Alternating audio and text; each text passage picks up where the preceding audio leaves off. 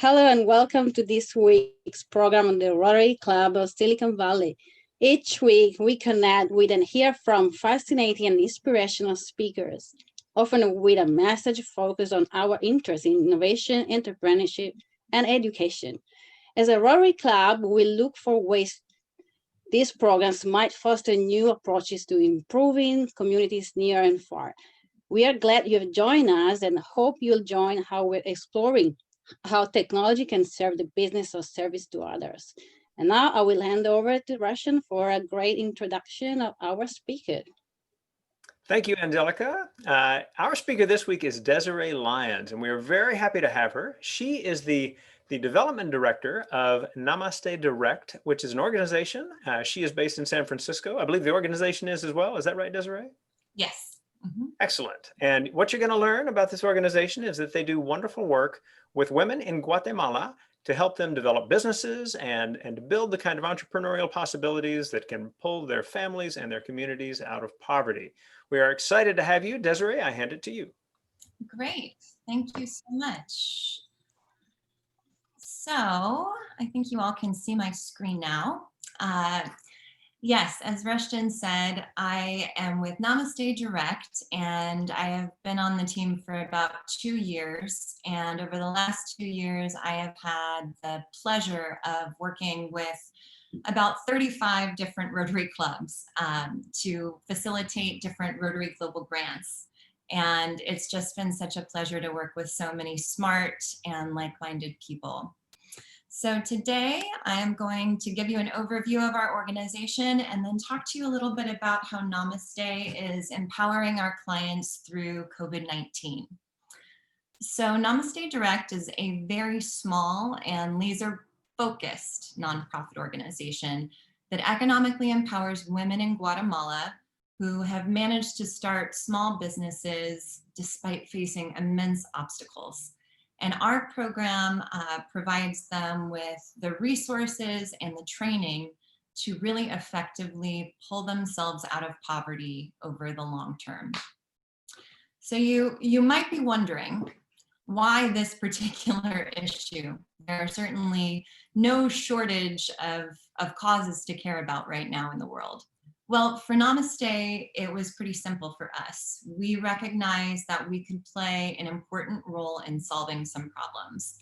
So in Guatemala, 60% of the population was living in poverty prior to the pandemic. And we know that women are disproportionately impacted by poverty, especially in Guatemala. You might know that the country suffered from a really brutal 36-year-long civil war, which ended in the 90s. And one of the most brutal tactics of the military was the systematic rape and torture of women, particularly indigenous women. And while the war has been over for over 20 years, none of those crimes were ever punished. And it just created a really toxic, deeply entrenched sense of gender discrimination in the country. So women lack access to education. You can see here that they account for only 19% of the skilled labor force, which means that the majority of women in the country are working in the informal labor market. And one of the easiest ways for them to support themselves is to try and start a small business. And that's where Namaste comes in. We have seen so many women who are so resilient and strong and smart try and run their businesses, but without any financial training or guidance or financial resources, they end up getting stuck in cycles of poverty. So now I want to tell you a little bit about the types of women we serve. And I think this is a good place to tell you also that Namaste is pretty obsessed with tracking data. So we collect about 500 data points per client throughout their participation in our program. And so we know that historically, since we started our program in 2008, about 92% of the women who join our program enter earning between $2 and $5 a day. So they're extremely economically vulnerable. And despite this, and despite having very limited education levels, the women in our program join with about 7 years of experience running small businesses.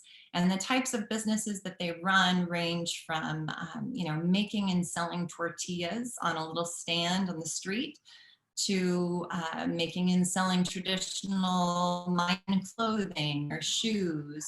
Many sell cosmetics.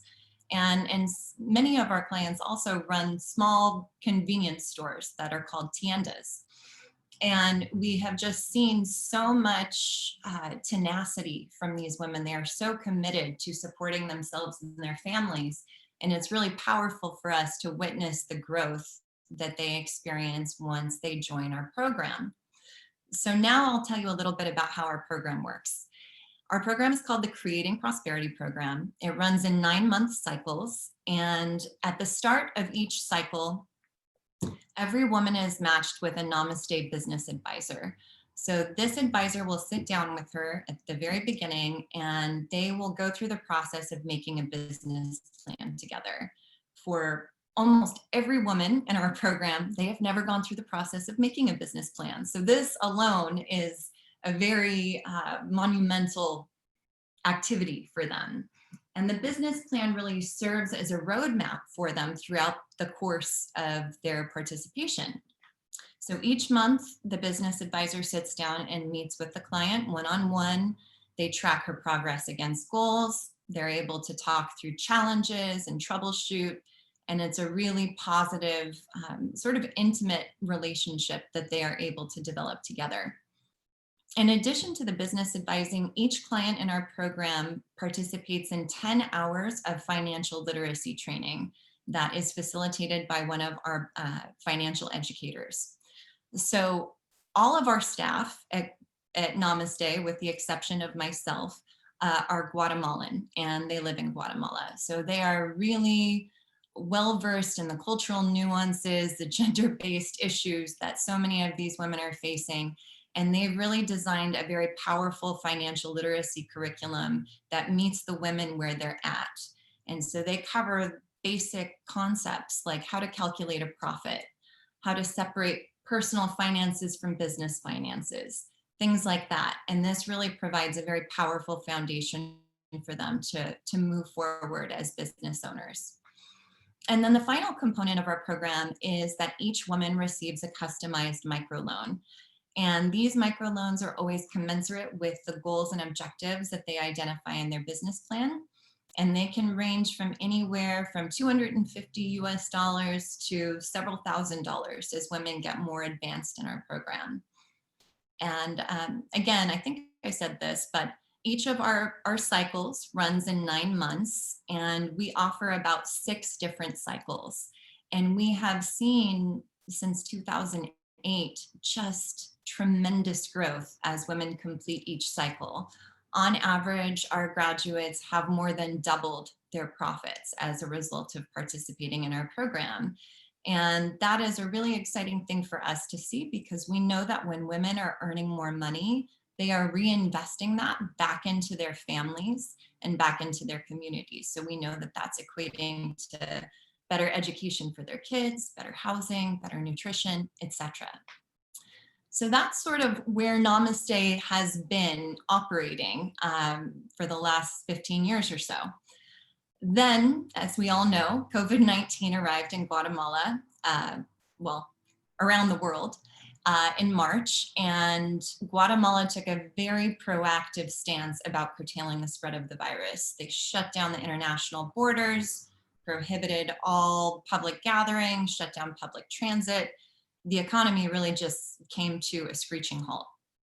And as that happened, Namaste staff had to be pretty strategic about how we were going to support our clients through this catastrophe.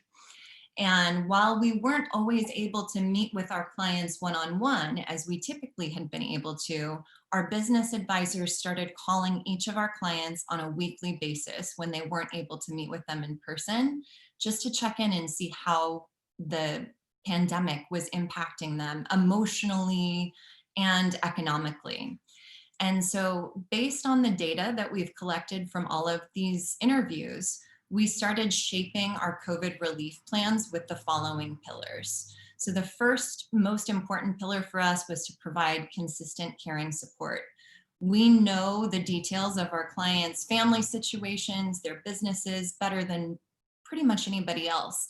And so our business advisors are in a really unique position to encourage them and help them really maintain a sense of optimism through this hardship.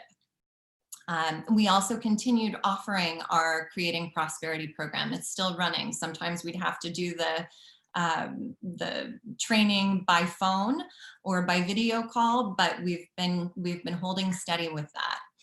We're also really focused on helping our clients restructure their business so they can be more resilient to COVID.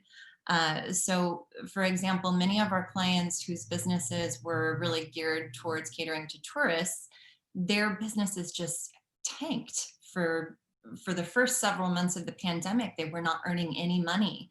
And so our business advisors really had to help them identify other needs in their communities and figure out how they could continue to incrementally earn more money. So many women who used to sell traditional Mayan textiles to tourists have transitioned to selling prepared food, or they've changed the way that they deliver their products. And this has been really, really critical for their survival over the last several months. We've also offered a grace period on all of our loan repayments. So all of our clients have a 3-month grace period now. We've cut our interest rates in half. And that has been a really helpful aspect for them. In addition, we have an emergency cash fund where our business advisors can nominate clients who are facing overwhelming hardship and are unable to pay their household expenses. And we can provide them with cash grants that range from $150 to $200 just to help them keep food on the table. And then finally, our basic income supplement program was something that we developed in partnership with the San Mateo Rotary Club as we were sort of figuring out how we could continue to strategically support women.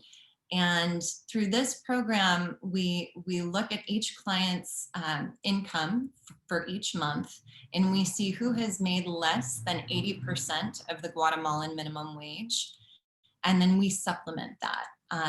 Fortunately, that number has gone down. When we first started this program in April, there were many, many women who needed this support. And over time, they have started earning enough money through restructuring their businesses that there are not as many women who need this particular intervention anymore, but it is something that we still offer.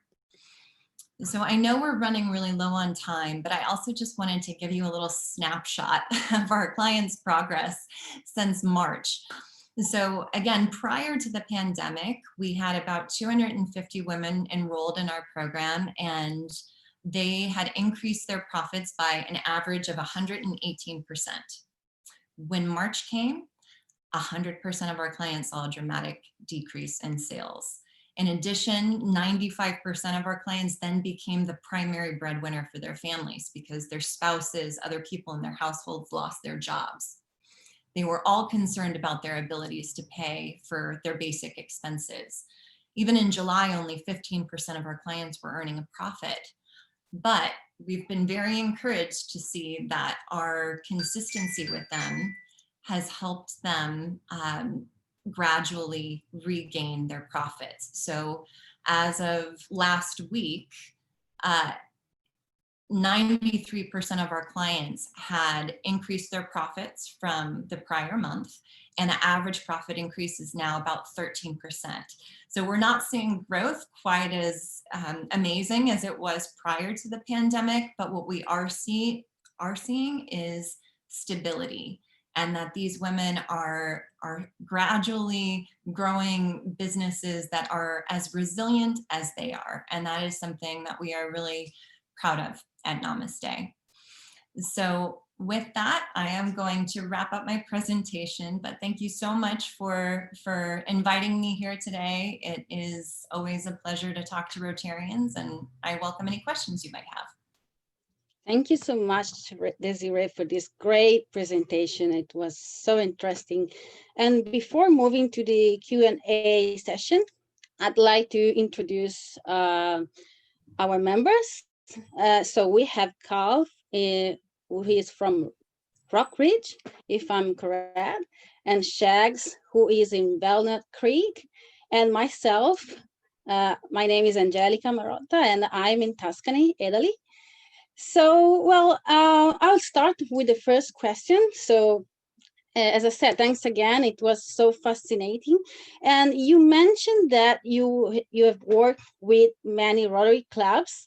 So I'm curious as to how you have worked with these clubs and what the projects you have shared with them. Sure. Thank you. So yes, for the last full year, actually, I have been collaborating very closely with the San Mateo Rotary Club and our host club for this particular global grant, which is in Mazatenango. And we have been fundraising for a global grant. It's the largest global grant that Namaste has ever implemented. It ended up being over $140,000, which was very, very exciting for us. And throughout the year, we went around to different Rotary clubs in the area and we presented to them about, the goals and objectives of our program. And the really exciting element for me was that the San Mateo Rotary Club has an Interact club called the Hillsdale Effect, which is a group of high school students that are committed to learning about cycles of poverty and solutions to breaking those cycles. And so the students came with me to all of these presentations to Rotary clubs, and they were just so effective at talking about Namaste's program because so many of them have had the opportunity to travel to Guatemala with us in the past. And those students ended up contributing $22,000 in cash to our program, which was then matched by a private foundation and then was matched again by the Rotary Foundation. So their overall contribution to our grant was $66,000. And it was a really cool thing to witness these students understanding how through Rotary you could really amplify your impact. And so that's just one example. That project is going to get started in November, and it will serve about 275 women in Guatemala, and we'll bring them through our Creating Prosperity program. Great. That's so fascinating, and especially because, the values of Namaste Direct are, match the values of Rotary in general. And I think it's very, very fascinating. And so, well, we have a question from Carl, and he's saying it would be helpful to have an overview of the finances and especially the revenue model. And he's asking, is the organization completely depends on donors? Yes, great question. So the majority of Namaste's funding does come from donors. However, because we are a microfinance organization, we are able to recycle loan funds, which has been very helpful. We collect 2% interest from our clients, and that interest has, helped us continue growing the program. And then in addition to that, another element of revenue for us is the women contribute about the equivalent of $26 to each cycle of the program, which goes to contribute to their financial literacy training. And so, that is actually less important to our organization from a revenue perspective, and is more important because it creates a sense of buy-in from the women to really fully participate in their training and their classes. So in that way, we are diversifying our revenue streams a little bit, so it's not entirely dependent on donors. We do receive a lot of support from our board of directors. We have partnerships with many family foundations, and then a small but very loyal base of individual donors. Great, great. So do you have any other questions, Shags? No? No, it was a great presentation. Really enjoyed it. And I'm familiar with those types of programs because I've been hearing them at Rotary clubs for years now. Yeah. Well, thanks. I had one question. You mentioned, I think you said business advisors, and I assume that's part of your local staff. And the question has to do with where are you finding those business advisors, and is there a path to from making tortillas to advising other women entrepreneurs so that it becomes more sustainable and helps elevate those women to a higher skill set? Yeah, that's a great question. So all of our business advisors are Guatemalan, as I mentioned, and all of them have experience running successful businesses in Guatemala. Currently, and this is not something that we tried to do, but currently all of our business advisors are actually male. We would love to find more advisors that are female for obvious reasons. But you know, one of the challenges in Guatemalan culture is around machismo, to be honest, and having many women who are married, their spouses are pretty uncomfortable with the idea of them traveling for work. And so our business advisors have to travel quite a bit. Most of them, in fact, all of them have their own transportation as well. And so there are certain things that end up being barriers for women, but though we have had female business advisors in the past, and it is something that we are striving to add more of. And I think to your point of finding a pathway for some of our really advanced clients to become advisors or educators themselves would be a really great idea. I haven't spoken to our executive director about that, but I think it's a really good idea. One other thing, just a kind of a suggestion for exploration. Peace Corps does have operations in Guatemala, and not currently, there are no volunteers anywhere in the world currently, but they will be resuming at some point in the next year. And I could easily imagine a Peace Corps volunteer being on the ground there, providing valuable experience to them, as well as perhaps providing some very valuable on the ground experience. A lot of them are sited in small villages, so they might be able to support your program, just awareness of your program, maybe identifying potential candidates for inclusion in your program, maybe helping find some business advisors and things. So just kind of increasing your network there. Yeah. So I just encourage you, if you want to reach out to me, I can put my email in the chat. Yes, that would be wonderful. I think that would be very beneficial for us. Thank you. All right. Yeah. So thanks again for this great session and great answers to our questions. And yeah, I hope we can stay in touch, of course. And yeah, at this point, well, I would like to encourage all who have joined this program to let us know what you think about this presentation. And below you'll find our tool for sharing and responding to our comments. And please take a moment to add to the conversation. And also, if you have an awesome idea for a program, please use the link. I don't know if it's frozen for everyone else. Can anyone else hear me? Can you hear me? Yes.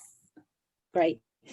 So yeah, well, so please let us know your ideas, and members and Rotarian guests, please make sure you fill out the attendance section too. And, you know, it helps us know about the reach of our efforts and also serves as a makeup for a missed meeting. So, well, if you put your email address probably below, you'll get a message you can pass along to your club secretary. And as always, we'd like to give the final word to our speaker, Desiree. Do you want to add anything? Well, again, I just want to reiterate how powerful our collaboration has been with Rotary since our founding. Our founder, Bob Graham, is a former Rotarian, and I can just see so many of our values are shared, and especially when it comes to sustainability. So it's an honor to be talking with Rotarians and working together, and just thank you so much for all that you do. Thanks to you, and I think this is so relevant during these crazy times, and thanks again, and thank you.